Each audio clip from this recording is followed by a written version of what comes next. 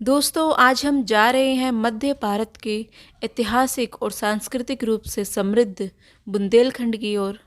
तो दोस्तों, इस ट्रिप में हम जा रहे हैं बुंदेलखंड की प्राचीन राजधानी ओरछा की नगरी।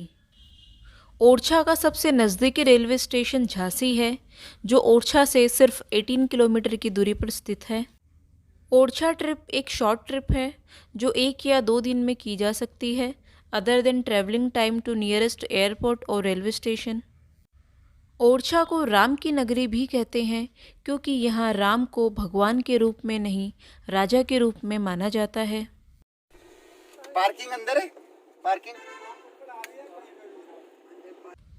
अब हम एंटर कर रहे हैं ओरछा फोर्ट कॉम्प्लेक्स में, जहाँ बहुत सारी मोनूमेंट्स हैं, जैसे कि राजा महल, शीश महल, जहांगीर महल, राय प्रवीण महल एंड वेरियस पेवेलियन। इनका निर्माण अलग अलग खंड काल में अलग अलग बुंदेल राजाओं द्वारा कराया गया। एंट्रेंस गेट पे गाड़ी पार्क करने के बाद यहीं पास ही टिकट काउंटर है, जहां से आप अंदर जाने की टिकट परचेज कर सकते हैं और साथ ही गाइड भी यहां से हायर कर सकते हैं। Bundelkhand got its name from Bundela rulers who won this area from Chandelas in 14th century। तो इस समय हम जा रहे हैं राजा महल की तरफ, जिसका निर्माण बुंदेला राजाओं ने करवाया था, और इस महल को पूरा होने में 3 बुंदेला राजाओं का सहयोग रहा है। This is Raja Mahal, which is considered to be first structure start building up in this fort complex. It took almost 3 generations to complete the work of this palace. This fort was started building up by Bundel Raja Rudra Pratap Singh, and later on additional construction Raja Mahal was completed by his successor Madhukar Shah, and the famous Jahangir Mahal and Sawan Bhado Mahal was built by Beer Singh Dev। अब इस जगह को देखने के बाद हम जा रहे हैं जहांगीर महल। इस महल को बनाने के पीछे अपनी एक विशेष कहानी है। Jahangir Mahal, which is one of the most beautiful structure of this complex built by Bir Singh Deo in honour of Mughal emperor Jahangir, who was the guest for only 1 night.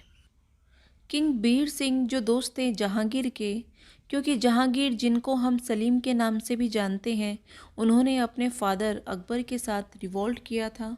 उस समय राजा बीर सिंह ने ही उनकी मदद की थी। उसी दोस्ती की यादगार में सलीम के मुग़ल तख्त पे काबिज़ होने के बाद बीर सिंह ने उन्हें अपने यहाँ आने का न्योता दिया, जिसके लिए इस महल का निर्माण कराया था। यहाँ एक तरफ है हिंदू आर्किटेक्ट और दूसरी तरफ है मुग़ल आर्किटेक्ट का बेजोड़ नमूना आप यहाँ देख सकेंगे। तो इस फोर्ट की कुछ जानकारी हमें गाइड द्वारा दी गई है, जो हम आपको शेयर कर रहे हैं। ये किला बेतवा नदी के किनारे बसाया गया है, और इस किले के बैक साइड से नदी का नज़ारा और हरियाली का नज़ारा शानदार दिखता है। श्री गणेश जी की प्रतिमा, रिद्धि सिद्धि श्री गणेश जी और सरस्वती जी की प्रतिमा बनी हुई है। कहाँ पे? एक विंडो खिड़की के नीचे। देखिए पीले वाले पत्थर में बॉर्डर पे देखिए। और ये देखिए, ये हिंदू हाथी बताते हैं, ये मुस्लिम में हाथी बताते हैं। तो ये घंटा लिए है, तो उसमें कोई पुरानी की वो साकर वगैरह, तो आज भी उस समय के ये कलर लगे हुए हैं, ब्लू और ग्रीन। इस प्रकार से ये हिंदू मुगल में पूरा बना हुआ है। ये आर्किटेक्चर, ये झूमर वगैरह सभी पत्थर के हैं। और वो ये तो दोनों का ये संगम है, बेतवा और जामनी का। और ये देखिए, ये कैमल हाउस है, ऊँट खाना। इसके नीचे अष्टबल घोड़ों की घुड़सार है। और यहाँ से देखिए आप, इस पेड़ के ऊपर से ये शाही दरवाजा है। इसके बगल से हमाम बना हुआ है, नहाने धोने वाला। और ये जो यहाँ की राजनीति की थी, राय प्रवीण थे, उसका महल है। आगे देखिए आप, शिव मंदिर है। और ये पेड़ों के बीच से देखिए वो पंचमुखी मंदिर है। और आगे देखिए वो बनवासी मंदिर है। और बेतवा रिवर किनारे एक गाँव दिख रहा है, वो है राधा कृष्ण मंदिर। और ये वाले मंदिर अभी भी हैं? हाँ सर, मंदिर तो अभी है, इनकी मूर्तियाँ जाके सब राम राजा मंदिर में पहुँच गई। अच्छा, तो ये मंदिर लेकिन बंद कर दी। हाँ। और ये बेतवा रिवर किनारे देखिए आप, जो 3 डोम दिख रहे हैं, तो यहाँ की दासियों की समाधियाँ हैं। दासियों की समाधि? हाँ। ऐसा तो हमने किसी फोर्ट में नहीं सुना अभी तक।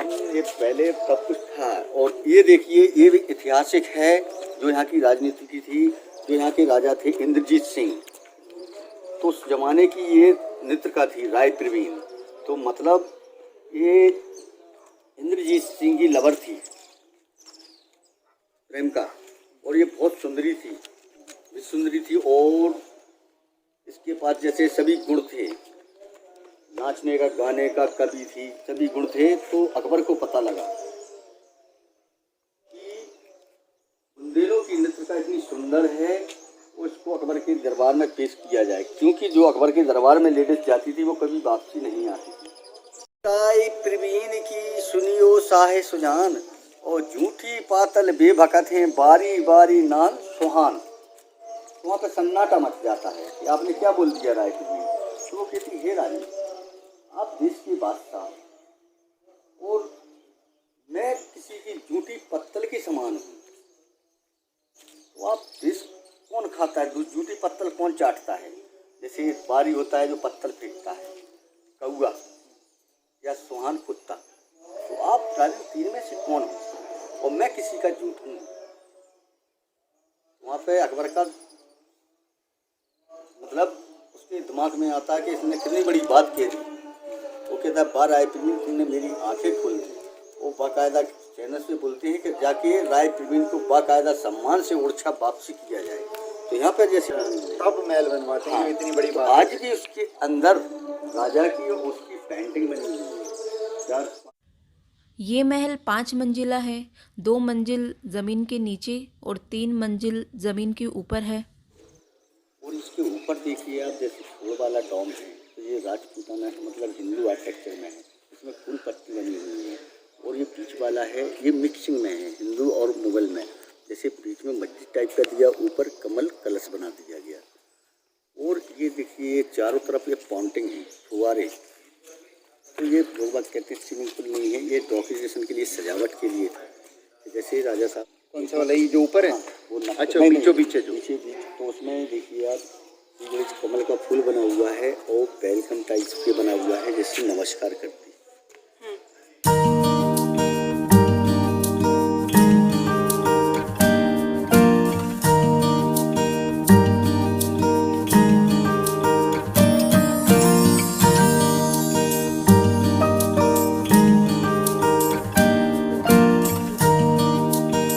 तो जैसे भगवान बाल रूप में आती हैं तो रानी भगवान को लेके बाहर आ जाती हैं।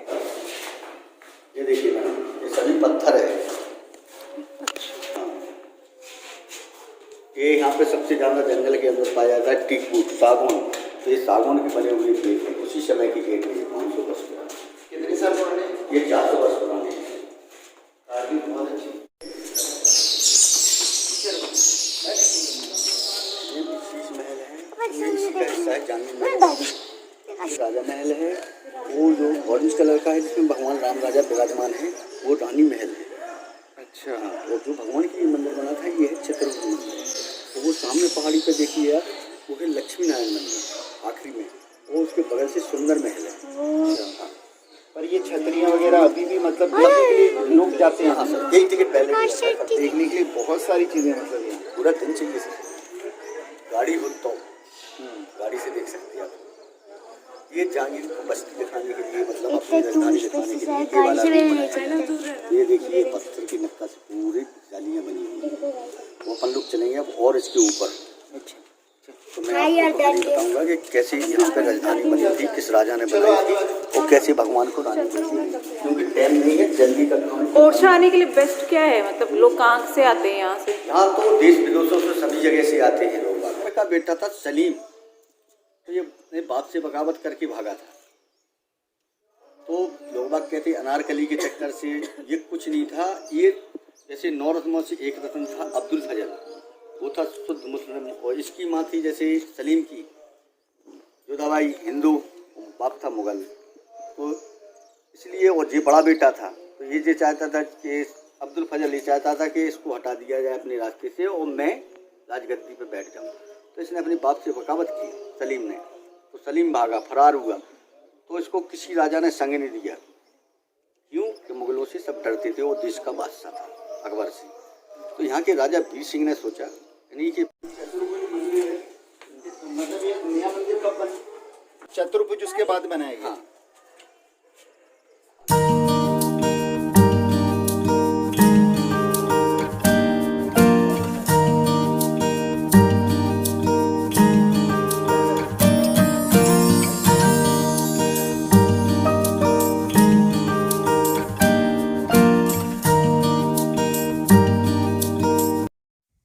जैसा कि आपने गाइड के द्वारा राजा राम मंदिर के बारे में सुना ही होगा, पर मैं आपको कहानी को एक बार फिर स्पष्ट रूप में बताती हूँ।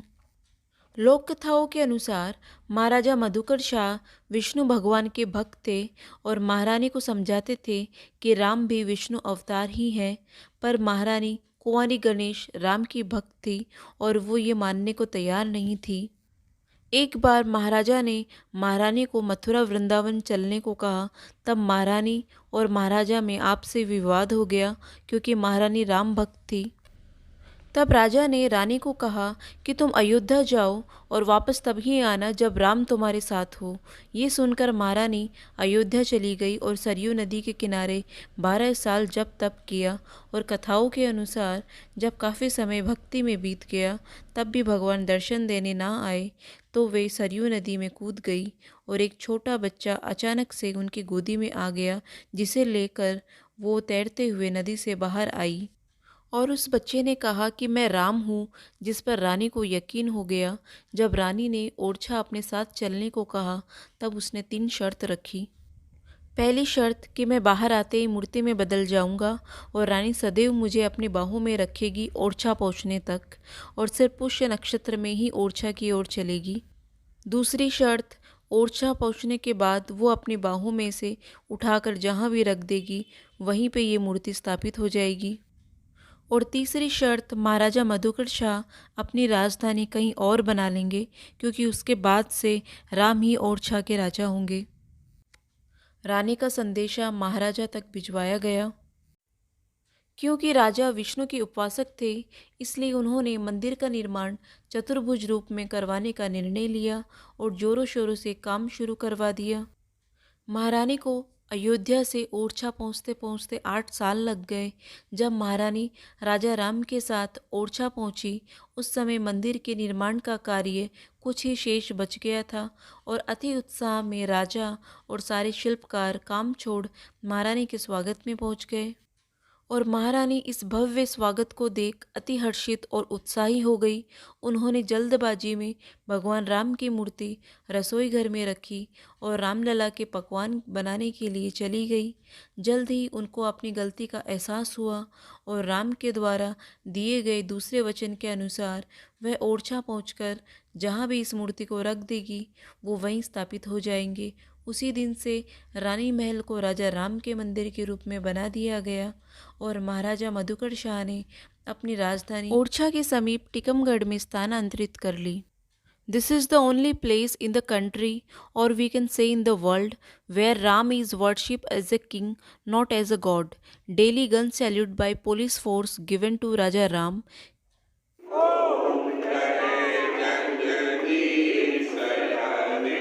राम राजा सरकार की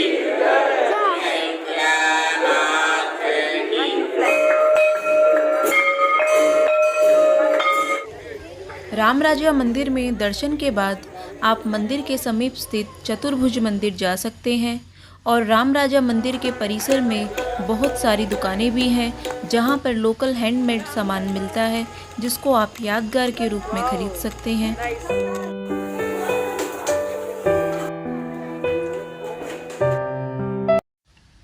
For the people who love adventure, river rafting is one of the exciting activity that you can do at riverfront of Betwa, which is near to Ram Raja Mandir. There are many rafting operators. One should go with MP Tourism as this is the most safest one.